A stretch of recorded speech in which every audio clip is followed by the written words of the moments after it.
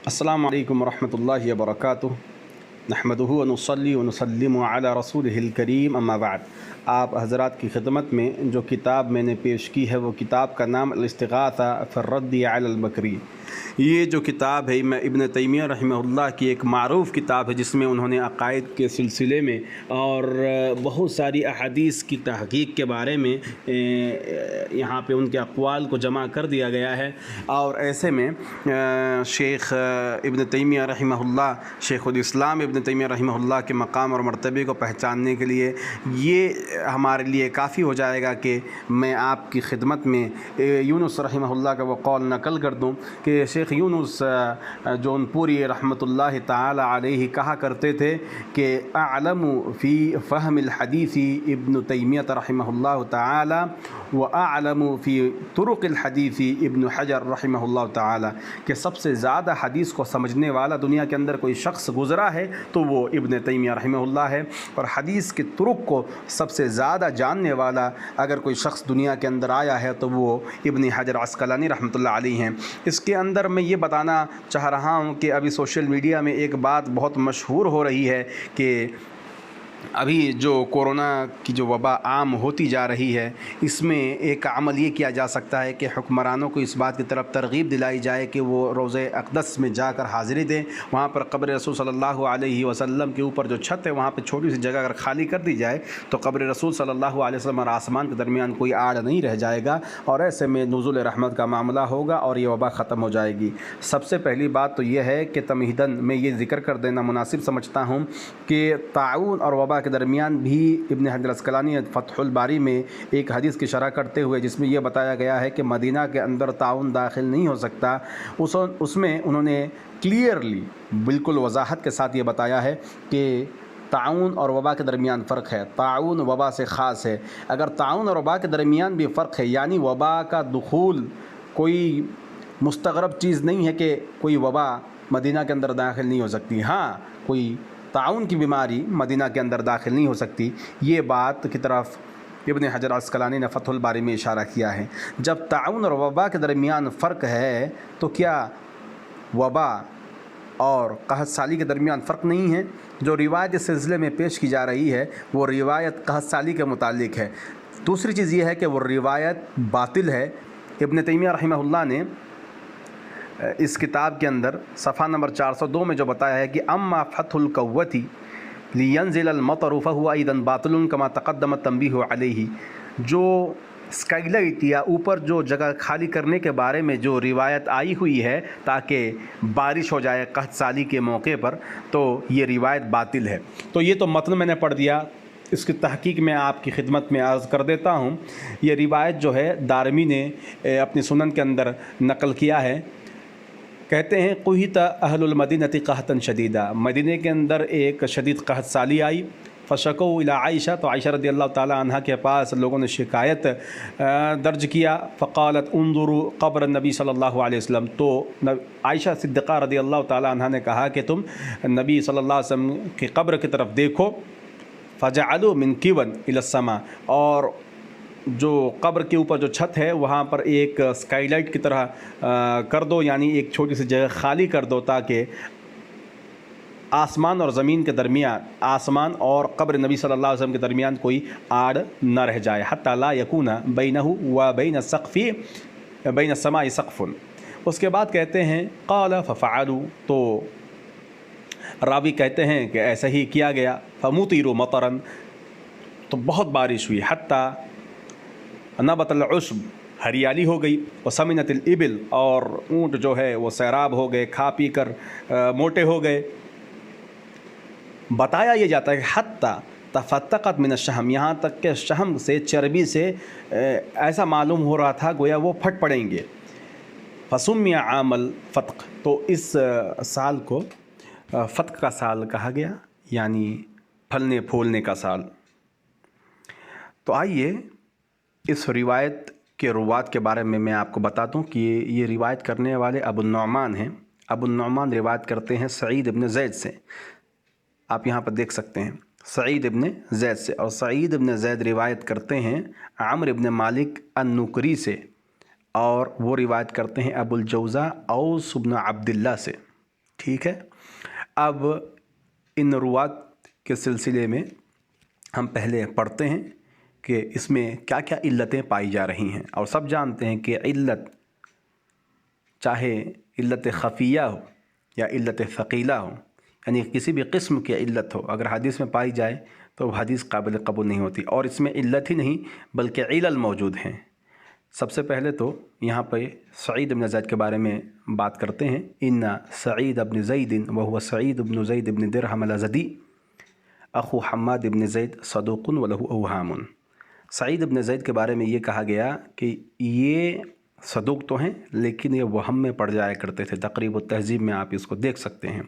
امام ذہبی رحمۃ اللہ علیہ نے میزان کے اندر، اپنی کتاب میزان الاعتدال کے اندر یہ بیان کیا ہے کہ علی ان یحیی بن سعید ضعیف، کہ علی اگر یحیی بن سعید کے واسطے سے ذکر کریں کوئی روایت تو وہ ضعیف ہے. دوسری چیز سعدی رحمۃ اللہ علیہ کہتے ہیں کہ لیس بحجہ یضعفون حدیثہ، کہ سعید بن زید حجت نہیں ہیں اور محدثین ان کی روایتوں کو ضعیف ٹھہراتے ہیں. وقال النسائی وغیرہ لیس بالقوی. امام نسائی رحمہ اللہ جب بھی لیس بالقوی کہتے ہیں یعنی وہ انہی روات کے بارے میں یہ اصطلاح کا اطلاق کرتے ہیں جب انہیں کسی کی تضعیف کرنی ہوتی ہے. وقال احمد لیس بہ باس. امام احمد رحمہ اللہ نے لیس بہ باس کہا ہے. اگر آپ جاننا چاہتے ہیں، اس کے اوپر مزید بحث کرنا چاہتے ہیں تو تہذیب الکمال بھی آپ دیکھ سکتے ہیں. وہاں پر تعلیق کے اندر بتا دیا گیا ہے کہ یہ جو قول ہے یہ امام احمد رحمہ اللہ اسی پر بس نہیں کیے ہیں، اس پر ایک مزید قول بھی موجود ہے.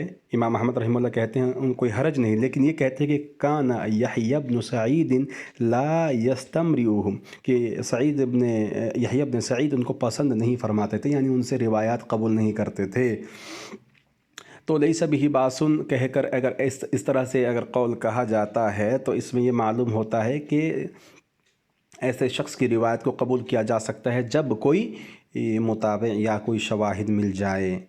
یہ امام احمد رحمہ اللہ کے قول سے واضح ہے. لیکن جہاں تک دیگر محدثین کا قول ہے تو آپ کے سامنے وہ تمام اقوال آ چکے ہیں، آپ سمجھ چکے ہیں کہ یہ سعید بن زید کس درجے کے راوی ہیں. بات یہاں ختم نہیں ہوتی. دوسرے راوی کے بارے میں ہم بات کرتے ہیں. عامر بن مالک النکری، یہ بھی ضعیف ہیں. ابن عدی رحمہ اللہ اپنی کتاب الکامل فی ضعفاء الرجال کے اندر کہتے ہیں منکر الحدیث. یہ منکر الحدیث تھے. منکر الحدیث کا مطلب یہی ہوتا ہے کہ جو راوی اپنے سے بہتر راوی، اوثق راوی کی مخالفت کرتا ہو روایت نقل کرنے میں، وہ منکر ہوتا ہے، اس کی روایت کو قابل قبول نہیں ٹھہرایا جاتا. منکر الحدیث یعنی ثقات سے مختلف روایات و نقل کرتے ہیں، یعنی ثقات جو بتاتے ہیں ان کے خلاف ان کی مخالفت ہی ہوتی ہے ان کی روایتوں میں، یعنی ثقات کچھ کہتے رہتے ہیں اور یہ کچھ کہتے رہتے ہیں. دوسری بات یہاں پہ یہ بتائی جا رہی ہے کہ وہ یسرق الحدیث، اور وہ حدیث کی چوری کیا کرتے تھے. حدیث کی چوری کا مطلب یہ ہے کہ اگر کسی شیخ سے کوئی راوی منفرد ہو، یعنی کوئی استاد سے کوئی ایک طالب علم ہی پڑھا ہو ایک حدیث، اس کے علاوہ شیخ سے دوسرے کوئی نہ سنے ہو، ایسے میں دوسرا شخص آ کے یہ دعویٰ کرے کہ میں بھی اس شیخ سے سنا ہوں، تو اسے کہتے ہیں سارق الحدیث یا یسرق الحدیث. اس طرح سے اصطلاحات کا استعمال کیا جاتا ہے.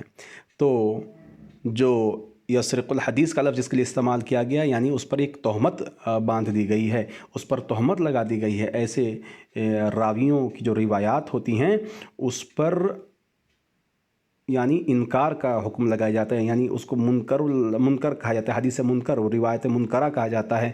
اور اسی طریقے پر اگر آپ غور کریں یعنی یہ طعن فی العدالہ ہے، یعنی بہت سارے طعون موجود ہیں، یعنی کس طریقے پر علماء حدیث پر جرح اور تعدیل سے کام کرتے ہیں.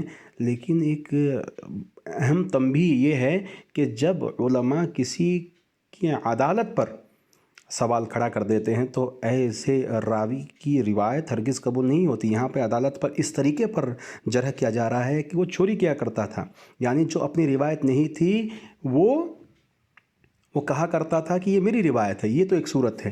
اور سرقۃ الحدیث کی دوسری صورت یہ ہے کہ کسی کی کتاب مل گئی، کسی محدث کی کتاب، اور وہ اس سے روایت کرنے لگے، اور لیکن اس سے محدث کے ساتھ کوئی سماع کا ताल्लुक़ ना हो, यानी वो उस मुहद्दिस से सुना ना हो, वो मुहद्दिस की किताब मिल गई, किताब उठा लिया और किताब से वो बयान करना शुरू कर दिया है, तो ये मामला है। तो ऐसे रावियों की रिवायात जो है नाकाबिल कबूल होती हैं, ये बात ध्यान में रखना चाहिए। दूसरी चीज़ ये है कि इब्न अदी उसके बाद बयान करते हैं वज़कर बाद अहादीसिही, इब्न अदी बाज़ अहादीस को ज़िक्र किया, सुम्मा क़ाल, उसके बाद उन्होंने ये कहा वली अम्रिन गैरु मा ज़करतु अहादीसु मनाकिरु बअदुहा सरक़हा अन क़ौमिन थिक़ातिन। और अम्र की इतनी ही हदीस नहीं है, और भी कई अहादीस हैं जिसमें वो मुनकर रिवायात को बयान करता है और वो अहादीस को सिक़ात से चुराता है। जैसे कि मैंने आपको बताया, यानी सिक़ात से चुराने, किताब से भी नहीं, सिक़ात से चुराता है। जो उसकी रिवायत ना हो वो दूसरे की रिवायत को बताता है कि ये मेरी रिवायत है, ये झूठ है। तो ऐसे में रिवायत को कबूल नहीं किया जाता। ये बहुत बड़ी चीज़ है। उलमा ने इसके बारे में बड़ी तंबीह की कि ऐसे शख्स के बारे में क्या कौल है, क्या फ़ैसला है। मतरूक कहा जाता है ऐसे लोगों को जो सिरका वगैरह यानी चोरी वगैरह में पकड़े जाते हैं हदीस के मामले में।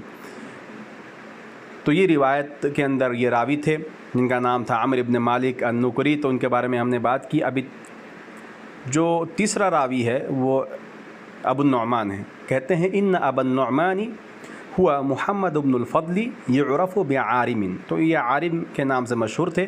क़ाल अल-अल्लामा अल्बानी रहमहुल्लाह इसके बारे में कहते हैं अपनी किताब तवस्सुल के अंदर, क़द इख्तलत फ़ी आखिर उम्री, अपने आखिरी उम्र में वो इख्तिलात के शिकार हो गए। क़द औरदहुल हाफ़िज़ बुरहानुद्दीन अल-हलबी फ़िल मुख्तलितीन, मुख्तलितीन नामी एक किताब जिसमें जो इख्तिलात के शिकार हुए हैं उनके बारे में बताया जाता है। इख्तिलात का मतलब ये होता है कि वहम में आदमी पड़ जाता है, ये किताब जल जाने की वजह से या किताब ज़ाया हो जाने की वजह से या और कोई दिमागी परेशानी, कोई भी सबब उसमें, कोई भी तारे उसमें हो सकती है जिसकी वजह से मुहद्दिस हदीस में खलत मलत कर देता है। तो खलत मलत के मामले से पहले जो भी अहादीस को बयान करते हैं वो तो काबिल कबूल है। खलत मलत के बाद इख्तिलात के शिकार हो जाने के बाद जो रिवायत करते हो वो रिवायत नाकाबिल कबूल होती हैं। तो ऐसे में ये पहली बात यह है कि ये मुख्तलत रावी हैं, लेकिन ये जो रिवायत किए हैं इसमें ये मालूम नहीं हो सका कि ये जो रिवायत के इख्तिलात से कब्ल है, इख्तिलात के बाद है, ये बात मालूम नहीं हो सकी।